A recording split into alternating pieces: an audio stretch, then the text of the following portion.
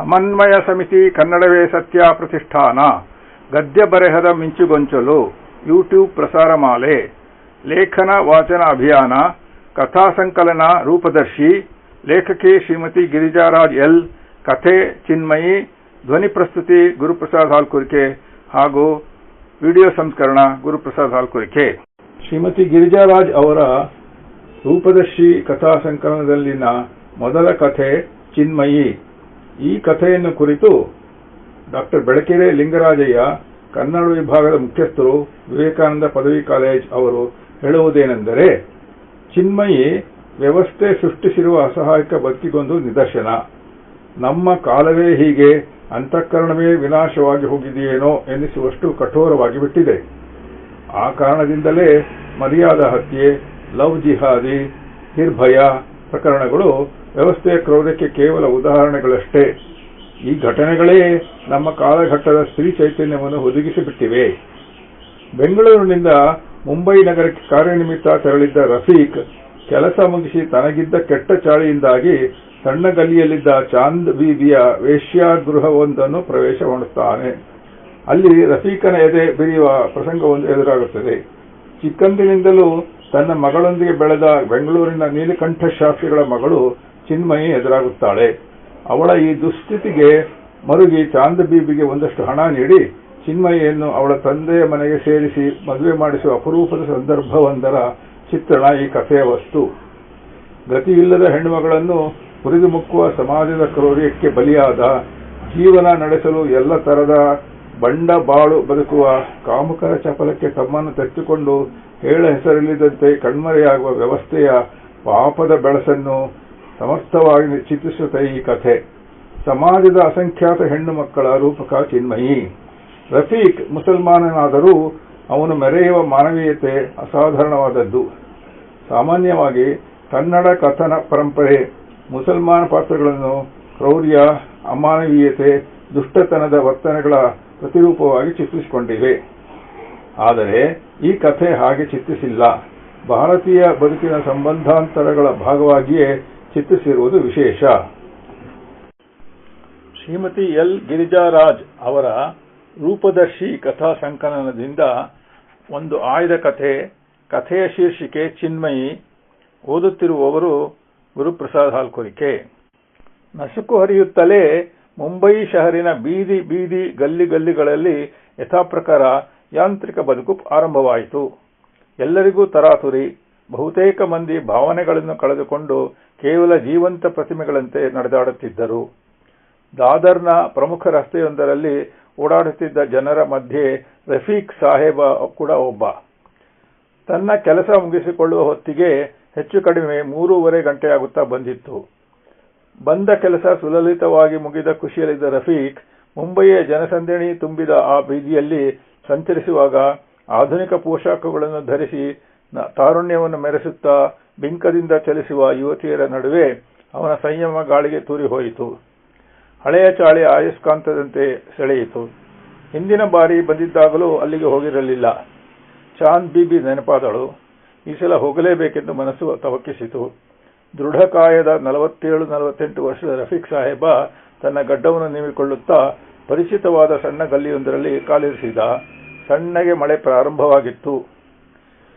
ನೆನೆಯುತ್ತಲೇ ಒಂದೆರಡು ಕ್ರಾಸ್ಗಳನ್ನು ದಾಟಿ ಬಲಕ್ಕೆ ತಿರುಗಿ ಒಂದು ಮನೆಯ ಮುಂದೆ ನಿಂತು ಬೆಲ್ ಬಾರಿಸಿದ.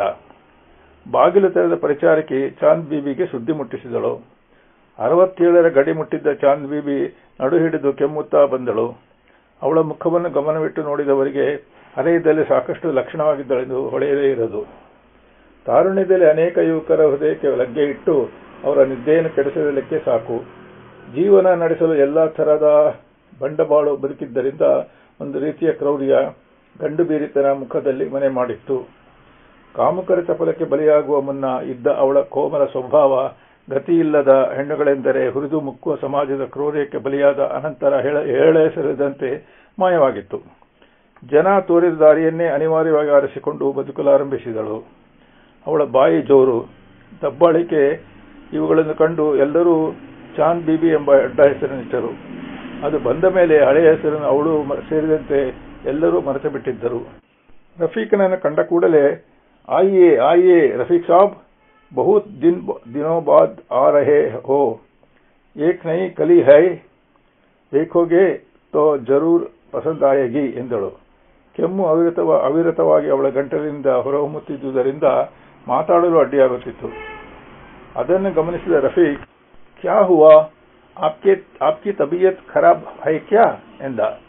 ಅದಕ್ಕೆ ಅವಳು, ಉಮರ್ ಹೋಗಿ ನಾ, कोई न कोई रोग लगा रहता है, बारिश का मौसम भी है ना, मुंह हाथ धो लो, खाने का कुछ इंतजाम कर देती हूँ, गरम चाय भी मंगवा देती हूँ, आराम फरमाइए ಎಂದಳು.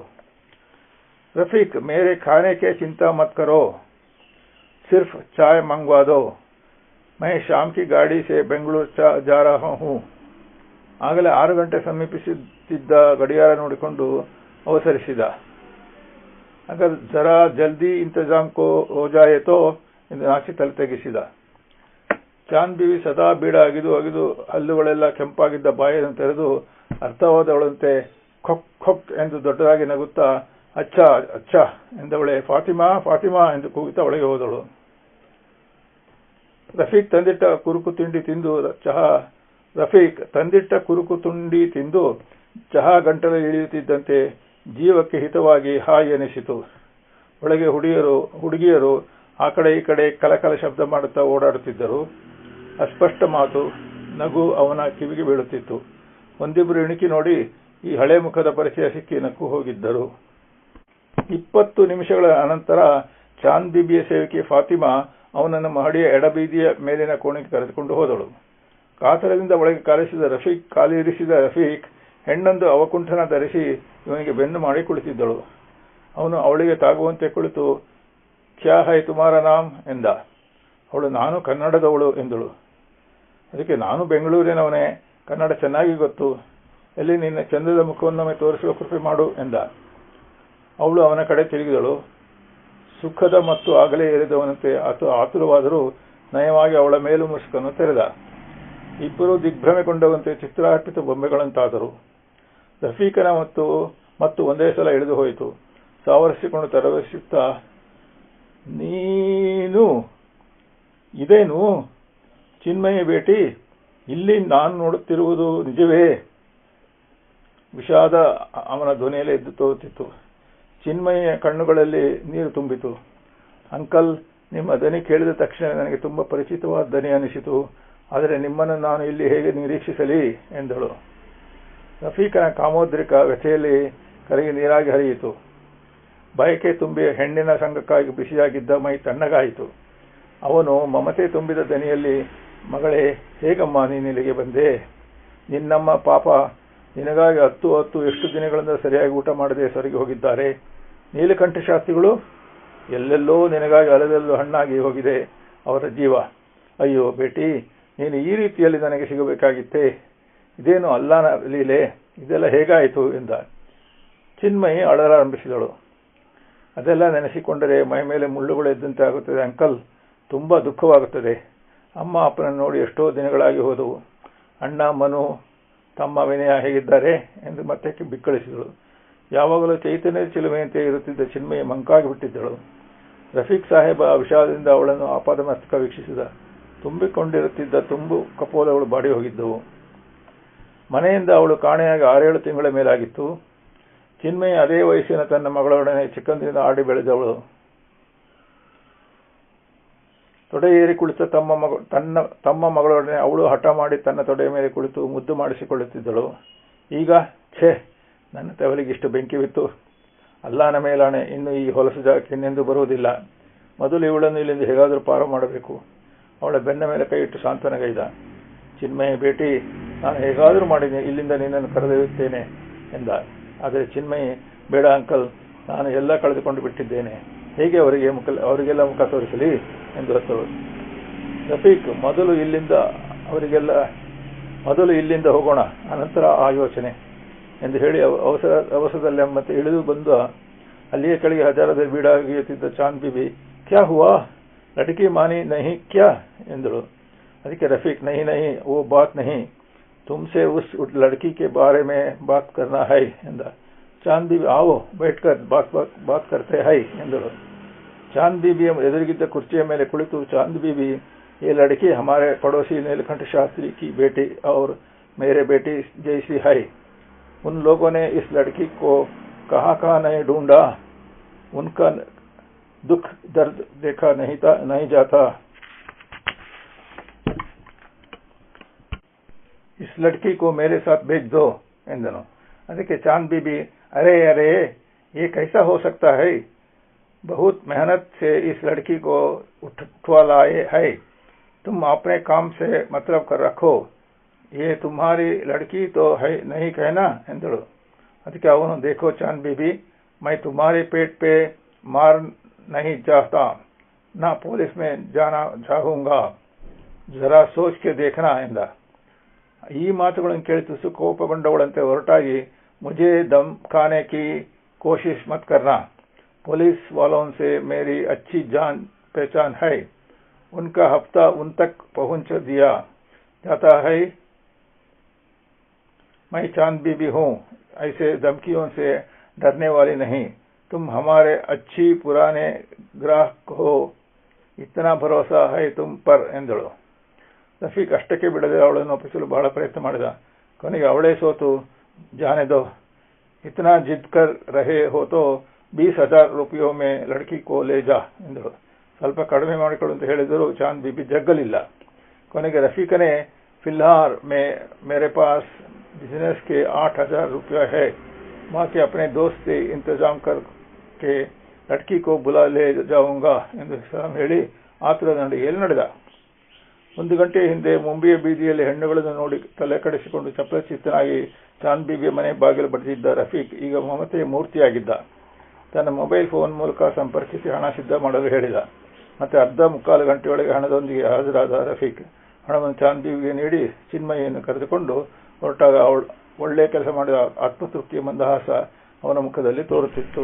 ಗೆಳೆಯನ ಶಿಫಾರಸಿನಿಂದಾಗಿ ಫಸ್ಟ್ ಕ್ಲಾಸ್ ಕಂಪಾರ್ಟ್ಮೆಂಟ್ನಲ್ಲಿ ಚಿನ್ಮಯಿ ಮತ್ತು ತನಗೆ ಟಿಕೆಟ್ ದೊರಕಿಸಿಕೊಂಡ ರಫೀಕ್ ಚಿನ್ಮಯಿಯ ಮುಖದಲ್ಲಿ ಹಲವಾರು ಸಮ್ಮಿಶ್ರ ಭಾವನೆಗಳು ಸುಳಿದಾಡುತ್ತಿದ್ದವು. ಟ್ರೈನು ಹೊರಟಾಗ ರಫೀಕ್, ಬೇಟಿ, ಮುಂದಿನ ಸ್ಟೇಷನ್ನಲ್ಲಿ ತಿನ್ನುವುದಕ್ಕೆ ಏನಾದರೂ ತರುತ್ತೇನೆ, ಆರಾಮಾಗಿ ಸ್ವಲ್ಪ ನಿದ್ದೆ ಮಾಡು, ಚಿಂತೆ ಭಯಗಳನ್ನು ಬಿಟ್ಟು ಬಿಡು ಎಂದನು. ಚಿನ್ಮಯಿಯ ದುಃಖದ ಕಟ್ಟೆಯೊಡೆದಂತಾಗಿ ಕಣ್ಣೀರು ಉಕ್ಕಿತು. ರಫೀಕನ ಹೆಗಲ ಮೇಲೆ ತಲೆಯಿಟ್ಟು ಮನಸಾರೆ ಹತ್ತು ಬಿಟ್ಟಳು. ರಫೀಕ್ ತಡೆಯಲಿಲ್ಲ. ಹರಿದು ಹೋಗಲಿ ಎಲ್ಲ ಕಣ್ಣೀರಿನ ಮೂಲಕ ಎಂದು ಸುಮ್ಮನಿದ್ದನು. ಕೆಲ ಹೊತ್ತಿನ ನಂತರ ಚಿನ್ಮಯಿ ಸಮಾಧಾನವಾದಂತಾಗಿ ಸುಮ್ಮನಾದಳು. ರಫೀಕ್ ಟ್ರೈನು ನಿಂತಾಗ ಇಳಿದು ತಿಂಡಿ ಕಟ್ಟಿಸಿಕೊಂಡು ಬಂದ. ಚಿನ್ಮಯಿ ತಿನ್ನಲು ಒಪ್ಪಲಿಲ್ಲ, ಬೇಡವೆಂದಳು. ರಫೀಕ್ ಬಲವಂತ ಮಾಡಲಿಲ್ಲ. ಚಿನ್ಮಯಿ, ಈಗ ಚೆನ್ನಾಗಿ ಮಲಗಿ ನಿದ್ದೆ ಮಾಡು, ಬೆಳಗ್ಗೆ ಮಾತನಾಡೋಣ, ನಾವು ಬೆಂಗಳೂರು ತಲುಪಬೇಕಾದ್ರೆ ನಾಳೆ ಸಂಜೆಯೇ ಎಂದ. ಚಿನ್ಮಯಿಗೆ ನಿದ್ದೆ ಬರುವುದಾದರೂ ಹೇಗೆ? ಆ ನರಕದ ನೆನಪುಗಳು ಬೇಡವೆಂದರೂ ಬೆನ್ನಟ್ಟಿ ಬರುತ್ತಿದ್ದವು. ನಾನು ನನ್ನ ಹೆತ್ತವರನ್ನೂ ಒಡಹುಟ್ಟಿದವರನ್ನೂ ಹೇಗೆ ಎದುರಿಸಲಿ ಎಂಬ ಭೂತಾಕಾರದ ಪ್ರಶ್ನೆ ಕ್ಷಣ ಕ್ಷಣಕ್ಕೂ ಅವಳನ್ನು ಹಿಂಸಿಸಲು ಆರಂಭಿಸಿತು. ತನ್ನ ತಂದೆ ಕಟ್ಟ ಸಂಪ್ರದಾಯವಾದಿ, ಅವರೆಲ್ಲ ಮನಃಪೂರ್ವಕವಾಗಿ ನನ್ನನ್ನು ಸ್ವೀಕರಿಸುವರೇ? ಒಂದು ವೇಳೆ ನನ್ನ ಮೇಲಿನ ಮಮತೆಯಿಂದ ಸಂಪ್ರದಾಯದ ರೀತಿ ರಿವಾಜುಗಳನ್ನು ಧಿಕ್ಕರಿಸಿ ಸ್ವೀಕರಿಸಿದರೂ ಈ ಸಮಾಜ ನಂಜಿನ ನಾಲಗೆಯಿಂದ ಅವರನ್ನು ನುಂಗಿ ನೊಣೆಯದೆ ಅವರು ನನ್ನಿಂದ ಬಾಧೆ ಪಡುವಂತಾದರೆ ನಾನು ಬಂದು ಏನು ಪ್ರಯೋಜನ? ಏನ್ ಮಾಡಲಿ? ರಫೀಕ್ ಅಂಕಲ್ ನನ್ನ ಮೇಲಿನ ಅಕ್ಕರೆಯಿಂದ ಎಷ್ಟೊಂದು ಹಣ ಕರೆತಂದಿದ್ದಾರೆ. ಎಂಥ ವಿಶಾಲ ಹೃದಯ ಅದು. ಆದರೆ ಈಗೇನು ಮಾಡಲಿ? ಹೋಗಲಿ, ಆದದ್ದನ್ನೆಲ್ಲ ಬಹಿರಂಗಪಡಿಸದೆ ಮುಚ್ಚಿಡಲೇ? ಆದರೆ ಈ ನಗ್ನ ಸತ್ಯವನ್ನು, ಈ ನರಕದ ಅನುಭವಗಳನ್ನು ಅಂತರಂಗದ ಆಳದಲ್ಲಿ ಗುಪ್ತವಾಗಿ ಹುಗಿದು ಬಚ್ಚಿಡುವುದಾದರೂ ಹೇಗೆ? ಎಂದಾದರೂ ನಡೆ ನುಡಿಯಲ್ಲಿ ತಾನಾಗಿ ವ್ಯಕ್ತವಾಗದೆ ತುಮುಲ ಮಾನಸಿಕ ದ್ವಂದ್ವಗಳ ಯುದ್ಧದಲ್ಲಿ ಸೋತಳು. ಹಾಗಾದರೆ ಇಲ್ಲೆಲ್ಲಾದರೂ ಅಂಕಲ್ಗೆ ಗೊತ್ತಾಗುತ್ತೆ ಇಳಿದು ಬಿಡಲೇ? ಆದರೆ ಹಾಗೆ ಇಳಿದು ಹೋಗುವುದಾದರೂ ಎಲ್ಲಿಗೆ? ಮಧ್ಯರಾತ್ರಿಯಲ್ಲಿ ಅಪರಿಚಿತ ಸ್ಥಳದಲ್ಲಿ ಇಳಿದು ಹೋಗುವುದು ಎಲ್ಲಿಗೆ? ಇಳಿಯಲು ಧೈರ್ಯವಾಗದೆ ಇದೇ ಯೋಚನೆಗಳಲ್ಲಿ ಅರ್ಧಂಬರ್ಧ ಮಂಪರಿನಲ್ಲಿ ಹೊತ್ತು ಕಳೆದಳು. ಬೆಳಗ್ಗೆ ಎಚ್ಚರವಾದಾಗ ಪೂರ್ವ ದಿಕ್ಕಿನಂಗಳದಲ್ಲಿ ಕೆಂಪು ಚೆಲ್ಲಿ ಅಡಿಯಿಡುತ್ತಿದ್ದ ಸೂರ್ಯ. ಅಪೂರ್ಣ ಕಥೆಯ ಹಾಳೆಗಳನ್ನು ಕ್ರಮಬದ್ಧವಾಗಿ ಜೋಡಿಸಿ ಆರಾಮ ಕುರ್ಚಿಯಲ್ಲಿ ಹಾಗೆಯೇ ಕಾಲು ಚಾಚಿ ಹೊರಗೆ ಕುಳಿತೆ. ಚಿನ್ಮಯ ಮುಂದಿನ ಪಾತ್ರ ಚಿತ್ರಣದ ಬಗ್ಗೆ ನನ್ನ ಮನದಲ್ಲಿ ಒಂದಿಷ್ಟು ತೊಳಲಾಟ ಏರ್ಪಟ್ಟಿತ್ತು. ಕಥೆಗೊಂದು ಉತ್ತಮ ತಿರುವು ಕೊಡಬೇಕೆಂದು ಮನದಲ್ಲಿ ಹೊಳೆದಿತ್ತು. ಆದರೆ ಹೇಗೆ? ಪುರುಷ ಹಲವಾರು ಬಾರಿ ವೇಶ್ಯೆಯ ಬಳಿಗೆ ಸ್ವ ಇಚ್ಛೆಯಿಂದ ಹೋಗಿ ಸುಖಪಟ್ಟು ಏನೂ ಆಗಿಲ್ಲವೆಂಬಂತೆ ರಾಜಾರೋಷವಾಗಿ ಬದುಕಬಹುದು. ಸ್ತ್ರೀಗೆ ಯಾಕೆ ಎಲ್ಲಿಲ್ಲದ ನಿರ್ಬಂಧ? ಪುರುಷನಿಗಾಗಲಿ ಸ್ತ್ರೀಗಾಗಲಿ ಅನೈತಿಕ ಸಂಬಂಧಗಳು ಅಕ್ಷಮ್ಯ ಅಪರಾಧಗಳೇ. ದುಷ್ಟರ ದೌರ್ಜನ್ಯಕ್ಕೆ ಬಲಿಯಾಗಿ ಬಲವಂತವಾಗಿ ವೇಶ್ಯಾವಾಟಿಕೆಗೆ ದೂಡಲ್ಪಟ್ಟ ಸ್ತ್ರೀ ಆ ನರಕದಿಂದ ಹೊರಬರುವ ಯೋಗವಿದ್ದು ಅವಳು ಉದ್ಧಾರ ಸಾಧ್ಯವಿಲ್ಲವೇ?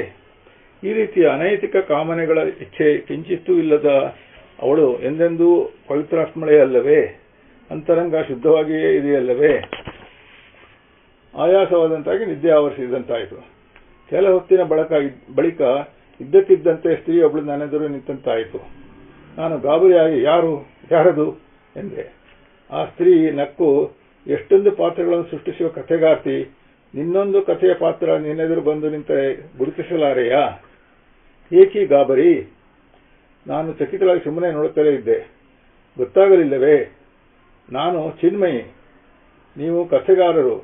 ನಮ್ಮನ್ನು ನಿಮ್ಮ ಕಲ್ಪನೆಯಿಂದ ಸೃಜಿಸಿ ಜೀವ ತುಂಬಿ ಮನಸ್ಸಿಗೆ ಬಂದಂತೆ ಆಡಿಸುತ್ತೀರಿ. 21ನೇ ಶತಮಾನ ಬಂದರೂ ಈ ಹಳೆಯ ರೀತಿಯಲ್ಲಿ ಯೋಚಿಸುವುದನ್ನು ಬಿಡಬಾರದೆ? ನನಗೆ ಉದ್ಧಾರವಿಲ್ಲವೇ? ನಾನು ಮನೆಯಿಂದ ಹೊರಬಂದಾಗ ದುಷ್ಟರ ಕೈಗೆ ಸಿಕ್ಕಿ ಆ ನರಕಕ್ಕೆ ಸೇರಿದ್ದರಲ್ಲಿ ನನ್ನ ತಪ್ಪೇನಿದೆ? ನೀವು ನನ್ನ ನಡುವಿನಲ್ಲಿ ಕೈ ಬಿಡುವಂತೆ ಕಾಣುತ್ತದೆ.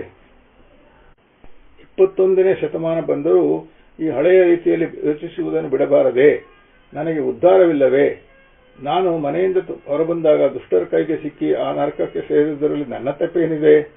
ನೀವು ನನ್ನನ್ನು ನಡುವಿನಲ್ಲಿ ಕೈ ಬಿಡುವಂತೆ ಕಾಣುತ್ತದೆ ಎಂದಳು. ನಾನು, ತಡೆ ಚಿನ್ಮಯ, ದುಡುಕಿ ಮಾತಾಡಬೇಡ. ನಿನ್ನನ್ನು ಸ್ವೀಕರಿಸಬೇಕಾದ ತಾಯಿ ತಂದೆಯವರು ಸಂಪ್ರದಾಯಗಳ ಶೃಂಖಲೆಯಲ್ಲಿ ಬಂಧಿತರಾಗಿದ್ದಾರೆ. ನಿನ್ನ ತಂದೆಯೋ ಆ ವಿಷಯದಲ್ಲಿ ಅತ್ಯಂತ ನಿಷ್ಠುರವಾಗಿ ವರ್ತಿಸುವವನು ಎಂದೆ. ಚಿನ್ಮಯಿ, ಹಾಗೆಂದು ನನ್ನನ್ನು ಕಾಡು ಪಾಲು ಮಾಡುವಿರಾ? ಅದಕ್ಕೆ ನೀವೇ ಉಪಾಯ ಹುಡುಕಿ. ಇಲ್ಲದಿದ್ದರೆ ಈ ಸಮಾಜದ ನನ್ನಂತಹ ಎಷ್ಟೋ ಚಿನ್ಮಯಿಗಳಿಗೆ ಈ ಜಗತ್ತಿನ ಸಂಪ್ರದಾಯಗಳ ದಿಗ್ಬಂಧನ ಹಾಕಿ ಸುಧಾರಣೆಯ ಬದಲಾವಣೆಯ ಸೂಸುಗಾಳಿಗೆ ಮೈಮನ ತೆರೆದು ತಲೆ ಎತ್ತುವ ಅವಕಾಶವೇ ಸಿಗದ ಹಾಗೆ ಆತ್ಮಹತ್ಯೆ ಶರಣಾಗಬೇಕಾಗುತ್ತದೆ. ನಾವು ಕತ್ತಲಲ್ಲೇ ಕರಗಿ ಹೋಗಬೇಕೇ? ನನ್ನನ್ನು ಕೆರೆಗೋ ಬಾವಿಗೋ ಬೀಳುವಂತೆ ಮಾಡಿ ಕೈ ತೊಳೆದುಕೊಳ್ಳಬೇಡಿ ಎಂದಳು. ಆ ಮಾತುಗಳು ತೀಕ್ಷ್ಣತೆಗೆ ಬೆಚ್ಚಿದೆ. ಅವಳ ಮಾತುಗಳು ವಿವೇಚನೆಗೆ ಅರ್ಥವಾಗಿದ್ದವು. ಚಿನ್ಮಯಿ, ನೀನು ಇಷ್ಟು ಹೇಳಿದುದೇ ಸಾಕು, ಹೆಚ್ಚು ಮಾತು ಬೇಕಿಲ್ಲ. ಕಥೆಯ ಮುಂದಿನ ಗತಿ ನನಗೆ ನಿಚ್ಚಳವಾಗಿ ಹೊಳೆಯುತ್ತಿದೆ. ನೀನಿನ್ನು ಕಥೆಯ ಒಳಕ್ಕೆ ಪ್ರವೇಶಿಸು. ನಿನಗೆ ನಾನು ಹುಡುಕಿ ಇಟ್ಟಿರುವ ಹೆಸರೇ ಸೂಚಿಸುವುದಿಲ್ಲವೇ? ನೀನು ಶುದ್ಧ ಜ್ಞಾನದಿಂದ ಕುಡಿದವಳು. ಚಿನ್ಮಯಿಗೆ ಎಂದಾದರೂ ಅನ್ಯಾಯವಾಗಲು ಸಾಧ್ಯವೇ? ಅವಳು ಕೃತಜ್ಞತೆಯನ್ನು ತುಂಬಿದ ಕಣ್ಣುಗಳಿಂದ ನಮಸ್ಕರಿಸಿದಳು. ಚಿನ್ಮಯಿ ಮಂಪರಿನಿಂದ ಎಚ್ಚರವಾಗಿ ಕಣ್ತೆರೆದೆ. ನಿದ್ದೆಯ ಮಂಪರಿಂದ ಎಚ್ಚರವಾಗಿ ಕಣ್ತೆರೆದೆ. ಯಾರೂ ಇರಲಿಲ್ಲ. ನಾನು ನಿರಾಳವಾಗಿ ಉಸಿರು ಬಿಟ್ಟು ಕಥೆಯ ಮುಂದಿನ ಮೊದಲನ್ನು ಮನಸ್ಸಿನಲ್ಲಿ ಸುಲಲಿತವಾಗಿ ರೂಪಿಸುತ್ತಾ ಹೋದೆ. ಮುಂಬಯಿಯಲ್ಲಿ ತನ್ನ ವ್ಯವಹಾರದ ಓಡಾಟ, ಚಿನ್ಮಯಿ ಸಿಕ್ಕಿದ ಅನಿರೀಕ್ಷಿತ ಪ್ರಸಂಗ, ಚಾಂದ್ ಬೀಬಿಯೊಂದಿಗೆ ವಾದ ಓಡಾಟ ಇವೆಲ್ಲದರಿಂದ ಆಯಾಸವಾಗಿದ್ದರೂ ರಫೀಕನಿಗೆ ನಿದ್ದೆ ಬರಲಿಲ್ಲ. ವೇಶ್ಯಾವಾಟಿಕೆಯಿಂದ ಬಿಡಿಸಿ ತಂದ ತಕ್ಷಣಕ್ಕೆ ತನ್ನ ಜವಾಬ್ದಾರಿ ನೀಗಲಿಲ್ಲ ಎಂಬುದು ಯೋಚಿಸುತ್ತಾ ಹೋದಂತೆ ರಫೀಕ್ ಸಾಹೇಬನಿಗೆ ಹೊಳೆಯತೊಡಗಿತ್ತು. ಚಿನ್ಮಯಿಯು ಬಹುಶಃ ನೆಮ್ಮದಿಯ ನಿದ್ದೆ ಮಾಡುತ್ತಿಲ್ಲವೆಂದು ಸುಲಭವಾಗಿ ಊಹಿಸಿದ. ಇಂತಹ ಸ್ಥಳದಿಂದ ಬಂದಿದ್ದಾಳೆ ಎಂಬ ಸತ್ಯ ತಿಳಿದರೆ ಅವಳ ತಾಯಿ ತಂದೆಯರ ಅಣ್ಣ ತಮ್ಮಂದಿರ ಪ್ರತಿಕ್ರಿಯೆ ಏನಾಗಬಹುದು ಎಂಬ ಪ್ರಶ್ನೆ ದುತ್ತೆಂದು ಎದುರಾಯಿತು.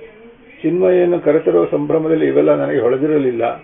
ದಾರಿ ಯಾವುದು ಎಂದು ಸ್ವಲ್ಪ ಹೊತ್ತು ಗಂಭೀರವಾಗಿ ಆಲೋಚಿಸಲಾರಂಭಿಸಿದ. ಕೆಲ ಹೊತ್ತಿನ ಅನಂತರ ಅದೇ ಸರಿಯಾದ ಮಾರ್ಗ ಎಂದು ಸ್ವಲ್ಪ ಜೋರಾಗಿ 2-3 ಸಲ ಹೇಳಿಕೊಂಡ. ಚಿನ್ಮಯಿ ಏಳುವ ವೇಳೆಗೆ ರಫೀಕ್ ಎದ್ದು ಮುಖ ತೊಳೆದು ಕುಳಿತುಕೊಂಡಿದ್ದ. ಕೈಯಲ್ಲಿ ಅಂದಿನ ವಾರ್ತಾಪತ್ರಿಕೆ ಇತ್ತು. ಚಿನ್ಮಯಿ ಎದ್ದುದನ್ನು ನೋಡಿ, ಏಳು ಬೇಟಿ, ಬಿಸಿ ಬಿಸಿ ಕಾಫಿ ಬರುತ್ತೆ, ಮುಖ ತೊಳೆದುಕೋ ಎಂದನು ಅಕ್ಕರೆಯಿಂದ. ಚಿನ್ಮಯಿ ನಸುನಕ್ಕು, ಆಗಲಿ ಅಂಕಲ್ ಎಂದು ಮುಖ ತೊಳೆದುಕೊಂಡು ಬಂದಳು. ಬಿಸಿ ಬಿಸಿ ಕಾಫಿ ಸವಿಯುತ್ತಾ ರಫೀಕ್, ಕಾಫಿ ಚೆನ್ನಾಗಿದೆ ಅಲ್ಲವೇ ಎಂದನು. ಚಿನ್ಮಯಿ, ಹ್ಞೂ ಅಂಕಲ್. ಚಹಾ ಕುಡಿದು ಕಾಫಿ ರುಚಿಯೇ ಮರೆತು ಹೋಗಿದೆ. ಅಮ್ಮ ಎಷ್ಟು ಚೆನ್ನಾಗಿ ಕಾಫಿ ಮಾಡುತ್ತಿದ್ದರು ಎಂದು ನೆನೆಸಿಕೊಂಡಳು. ರಫೀಕ್, ಅಮ್ಮನ ಕೈ ಕಾಫಿ ರುಚಿ ನೋಡಲು ಇನ್ನು ಕೆಲವೇ ಗಂಟೆಗಳನ್ನು ಕಳೆದರಾಯಿತು ಬೇಟಿ ಎಂದು ನಕ್ಕನು. ಕಾಫಿ ಕುಡಿದ ನಂತರ ರಫೀಕ್ ಚಿನ್ಮಯಿನ ನೋಡುತ್ತಾ, ಬೇಟಿ, ನಿನ್ನ ಭವಿಷ್ಯವನ್ನು ದೃಷ್ಟಿಯಲ್ಲಿಟ್ಟುಕೊಂಡು ಕೆಲವು ಮಾತುಗಳನ್ನು ನಿನಗೆ ಹೇಳಬೇಕಾಗಿದೆ ಎಂದು ಒಂದೆರಡು ಕ್ಷಣ ನಿಲ್ಲಿಸಿದ. ಟ್ರೈನ್ ನಿಧಾನಗತಿಯಲ್ಲಿ ಓಡುತ್ತಿದ್ದುದರಿಂದ ಮಾತುಗಳು ಸ್ಪಷ್ಟವಾಗಿ ಕೇಳಿಸುತ್ತಿದ್ದವು. ಕಿಟಕಿಯಿಂದಾಚೆ ಓಡುವಂತೆ ಕಾಣುತ್ತಿದ್ದ ಮರಗಿಡಗಳನ್ನು, ನಿರ್ಮಲ ಆಕಾಶವನ್ನು ಒಂದು ಸಲ ದೃಷ್ಟಿಸಿ ರಫೀಕ್ ತನ್ನ ಮಾತು ಮುಂದುವರಿಸಿದ. ಕಿವಿಗೊಟ್ಟು ಕುಳಿತಳು ಚಿನ್ಮಯಿ. ಮನುಷ್ಯನ ಮನಸ್ಸು ಒಂದು ಗುಪ್ತ ಸರೋವರ ಇದ್ದ ಹಾಗೆ. ಮನಸ್ಸು ಮಾಡಿದರೆ ಅದರಲ್ಲಿ ಇತರರಿಗೆ ತಿಳಿದಂತೆ ಏನೆಲ್ಲ ಅಡಗಿಸಿಡಬಹುದು, ಹೌದಲ್ಲವೇ? ಅಂಕಲ್ ಯಾವುದೋ ವಿಷಯಕ್ಕೆ ಪೀಠಿಕೆ ಹಾಕುತ್ತಿದ್ದಾರೆ ಎಂದು ಆ ವಿಷಯದ ಸುಳಿವನ್ನು ಊಹಿಸಲು ಯತ್ನಿಸುತ್ತಾ ಹ್ಞೂ ಎಂದಳು. ನೋಡು ಮಗು, ನಿನ್ನ ಮನೆಯಿಂದ ನೀನು ಮರೆಯಾದ ಮೇಲೆ ಇರುವವರೆಗೆ ನೀನೆಲ್ಲಿದ್ದೆ, ಏನೇನು ನಡೆಯಿತು ಎಲ್ಲವನ್ನು ನಿನ್ನ ಹೃದಯದೊಳಗೆ ಎಂದೂ ಹೊರಗೆ ಬಾರದಂತೆ, ಈ ಸಮಾಜದ ನಾಲಿಗೆಗಳಿಗೆ ಬೀಳದಂತೆ ಬಚ್ಚಿಟ್ಟುಕೋ. ನಿನ್ನ ತಾಯಿ ತಂದೆಗೂ ಇದೇ ಬಾರದು. ರಾತ್ರಿಯೆಲ್ಲ ಯೋಚಿಸಿ ನಾನು ಒಂದು ತೀರ್ಮಾನಕ್ಕೆ ಬಂದಿದ್ದೇನೆ. ಈ ಅಪ್ರಿಯ ಸತ್ಯಕ್ಕೆ ಬದಲಾಗಿ ನಾನೊಂದು ಹೊಸ ಕಥೆಯನ್ನು ಸೃಷ್ಟಿಸುತ್ತೇನೆ. ಅದರಲ್ಲಿ ಚಿನ್ಮಯಿ ಕೌಮಾರ್ಯವನ್ನು ಕಳೆದುಕೊಳ್ಳದ ಕನ್ಯೆ. ಅವಳ ಕನ್ಯತ್ವಕ್ಕೆ ಯಾವ ಭಂಗವೂ ಬಂದಿಲ್ಲ. ಚಿನ್ಮಯಿ ಅಚ್ಚರಿಯ ಅರಳುಗಣ್ಣುಗಳಿಂದ ಉದ್ಗರಿಸಿಳು. ಅಂಕಲ್, ಏನು ಹೇಳ್ತಿದ್ದೀರಿ? ರಫೀಕ್, ಪೂರ್ತಿ ಕೇಳು. ಏನು ಹೇಳಬೇಕು ಅದನ್ನೇ ಹೇಳುತ್ತಿದ್ದೇನೆ. ನನ್ನ ಮೇಲೆ ವಿಶ್ವಾಸವಿಡು. ಈ ಆಕಸ್ಮಿಕ ಅವಘಡದಿಂದ ನಿನ್ನ ಜೀವನ ಹಾಳಾಗಬಾರದು. ನೀನು ಚೆನ್ನಾಗಿ ಬಾಳುವುದನ್ನು ನಾನು ನೋಡಬೇಕು. ಹಾಗಾದರೆ ಮಾತ್ರ ಇಷ್ಟೆಲ್ಲ ಮಾಡಿದುದು ಸಾರ್ಥಕವಾಗುತ್ತದೆ. ನಿಮ್ಮ ಮಾತುಗಳನ್ನು ಉಲ್ಲಂಘಿಸಿದರೆ ನನಗೆ ಬೇರೆ ಗತಿಯಿಲ್ಲ ಅಂಕಲ್. ನೀವು ನನ್ನ ತಂದೆಯ ಸ್ಥಾನದಲ್ಲಿದ್ದೀರಿ. ನಿಮ್ಮ ಮಾತು ನನಗೆ ಪೂಜ್ಯವಾದುದು ಎಂದಳು. ಅಚ್ಚ, ಇಲ್ಲಿ ಕೇಳು. ನಾವು ಮುಂಬೈಯಿಂದ ಬರುತ್ತಿಲ್ಲ, ಮೈಸೂರಿನಿಂದ ಬರುತ್ತಿದ್ದೇವೆ. ಅಲ್ಲಿಯ ಚೈತನ್ಯಾನಂದ ಆಶ್ರಮದಿಂದ ಬರುತ್ತಿದ್ದೇವೆ. ನಿನ್ನ ಮದುವೆ ಮಾಡುವುದಕ್ಕಾಗಿ ನಿನ್ನ ತಂದೆ ಎಷ್ಟು ಪ್ರಯತ್ನ ಮಾಡಿದರು ನೆನಪಿದೆಯೇ? 3-4 ಬಾರಿ ವರದಕ್ಷಿಣೆ ಕಾರಣಗಳಿಂದ ಸಂಬಂಧಗಳು ಮುರಿದು ಬಿದ್ದಿದ್ದವು. ನೀನು ನಮ್ಮ ಮನೆಗೆ ಬಂದು ಒಮ್ಮೆ ನಮ್ಮ ಬಳಿ ಹೇಳಿಕೊಂಡು ಹತ್ತು ಬಿಟ್ಟಿರಲಿಲ್ಲವೇ? ಮನೆಯಿಂದ ನಾನು ದೂರ ಹೊರಟೋಗುತ್ತೇನೆ, ನಿಮಗೆ ಕಷ್ಟ ಕೊಡುವುದಿಲ್ಲ ಎಂದು ಆಗಾಗ ನಿನ್ನ ತಾಯಿ ತಂದೆಯ ಬಳಿ ಪದೇ ಪದೇ ನೀನು ಹೇಳುತ್ತಿದ್ದುದನ್ನು ನಿನ್ನ ತಂದೆ ನನ್ನ ಬಳಿ ಹೇಳಿಕೊಂಡು ವ್ಯಥೆಪಟ್ಟಿದ್ದರು. ಈಗ ಅದನ್ನೇ ನಾನು ಉಪಯೋಗಿಸಿಕೊಳ್ಳುತ್ತೇನೆ. ಬೇಸರಗೊಂಡ ನೀನು ಸ್ವ ಇಚ್ಛೆಯಿಂದ ಮನೆ ಬಿಟ್ಟು ಮೈಸೂರಿನ ಈ ಆಶ್ರಮ ಸೇರಿದೆ. ಹಾಗೆ ಕಥೆ ಇರಬೇಕು. ಆಗ ಚಿನ್ಮಯಿ, ಅಪ್ಪ ಅಮ್ಮನಿಗೆ ಸುಳ್ಳು ಹೇಳುವುದೇ ಎಂದು ಉದ್ಗಾರಿಸಿದಳು. ಅದಕ್ಕೆ ರಫೀಕ್, ಬೇಟಿ, ಕೆಲವು ಅನಿವಾರ್ಯ ಸಂದರ್ಭಗಳಲ್ಲಿ ಸುಳ್ಳು ನಮಗೆ ಶಾಪವಲ್ಲ, ವರವಾಗುತ್ತದೆ.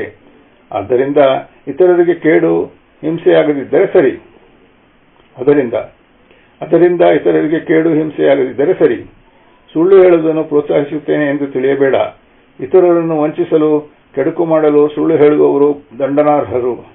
ಸದುದ್ದೇಶದಿಂದ ಹೇಳುವ ಸುಳ್ಳು ಸತ್ಯದಿಂದ ಹೇಳುವ ಹಲವಾರು ಕಗ್ಗಂಟು ವಿರಸಗಳನ್ನು ಪರಿಹರಿಸುವ ನವ ಜೀವನ ನೀಡುವ ಸಂಜೀವನಿಯಾಗುತ್ತದೆ. ಪ್ರಾಣ ಕಳೆಯುವ ಭೀಕರ ಸತ್ಯಕ್ಕಿಂತ ಇದು ಒಳ್ಳೆಯದಲ್ಲವೇ? ಅಲ್ಲ ಕ್ಷಮಿಸುತ್ತಾನೆ ಬೇಟಿ.